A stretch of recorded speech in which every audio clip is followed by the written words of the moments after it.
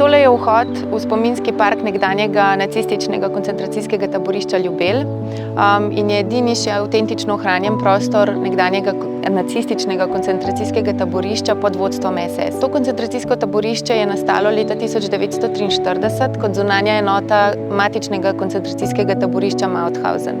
V letu 1943 so nacisti želeli skrajšati pot, torej iz avstrijske strani do Jadrana.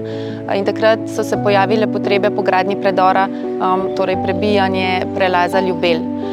Za te potrebe so v bistvu zgradili to koncentracijsko taborišče, kjer naj bi pod hudim prisilnim delom interniranci delali na predoru. Delali so od jutra do večera, vsakodnevno. Razmere so bile zelo hude, delali so pod hudim nasiljem, vladala je podhranjenost, podhlajenost, hude poškodbe. Tako da so v bistvu predor prebili že v prve pol leta, kasneje pa so ga potem še dograjevali.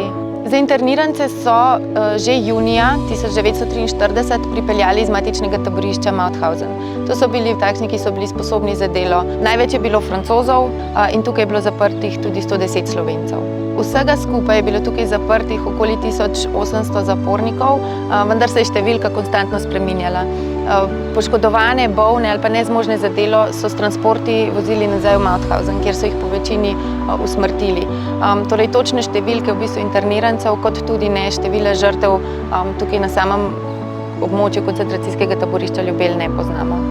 Ena velika posebnost v bistvu tega okolja, ki je obkrožalo koncentracijsko taborišče Ljubelj, je bila močna pomoč lokalnega prebivalstva. Eden najpomembnejših v bistvu teh lokalcev je bil Janko Tišler.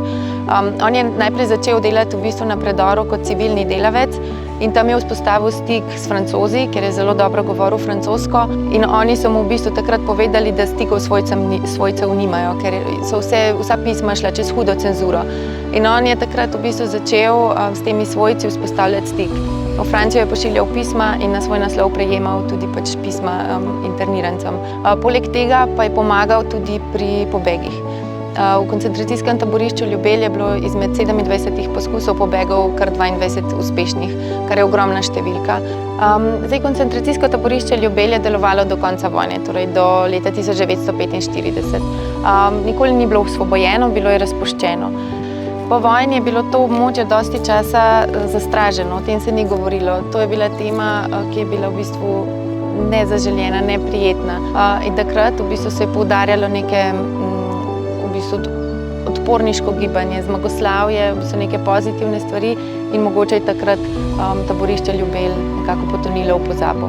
Leta 1954 pa je inženir in umetnik oziroma arhitekt Boris Kobe naredil načrte za nekako celostno ureditev tega spominskega parka in s tem tudi načrte za spomenik J'accuse, obtožujem.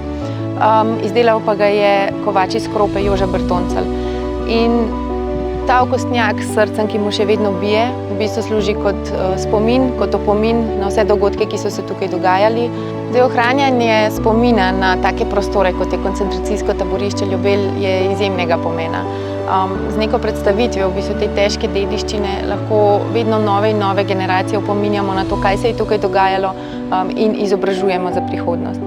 In mislim, da je izjemnega pomena izobraževanje mladih, poudarjanje v bistvu spoštovanja človekovih pravic in pa posledic nespoštovanja človekovih pravic. Pomembno je poudarjati aktivno državljanstvo in pa tudi to, da lahko vsak posameznik s svojimi dejanji močno vpliva na to, kar se dogaja okrog njega.